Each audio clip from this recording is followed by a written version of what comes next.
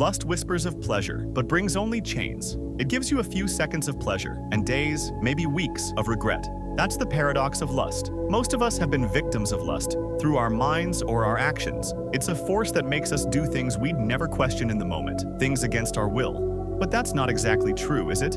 In the heat of the moment, when the urge is at its strongest, there's only one thing the mind craves: pleasure. It's like the brain shuts off everything else, and all that's left is temptation.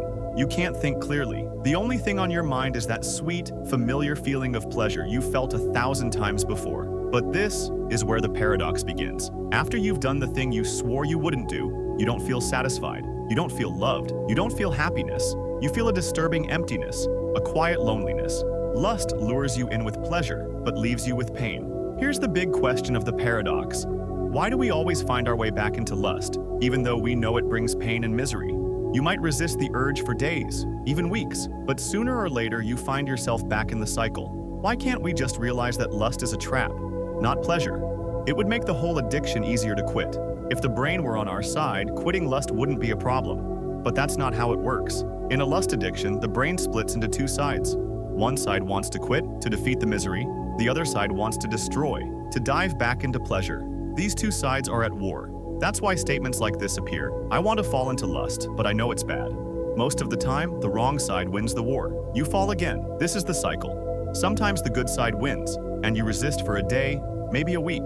But the destroying side always has a comeback plan. It brings emotions, temptation, and unavoidable urges. And once again, you fall. That's why it feels impossible to stay pure. The bad side always wins in the end. Our brain favors it, even though we know it's wrong. So, how do you break this cycle? How do you stop fighting yourself and finally find peace? The truth is, you don't beat lust by fighting it. You beat it by outgrowing it. Every time you fight the urge, you're still giving it attention. You're still telling your mind that lust is powerful, something worth resisting. But real freedom comes when you no longer identify with it. The more you tell yourself, I'm trying to quit, the more your brain hears, lust is still part of me. That's the trap. You have to shift identity. You have to become someone who simply doesn't need it anymore. The person you want to be, focused, disciplined, calm, grounded. That version of you doesn't chase pleasure.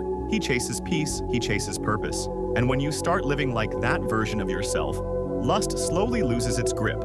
Because lust can't survive in a mind that's full of meaning. It only feeds on emptiness, boredom, loneliness, and self-hate. So fill that space with discipline, with creation, with purpose. That's when you realize something powerful. You never actually needed lust.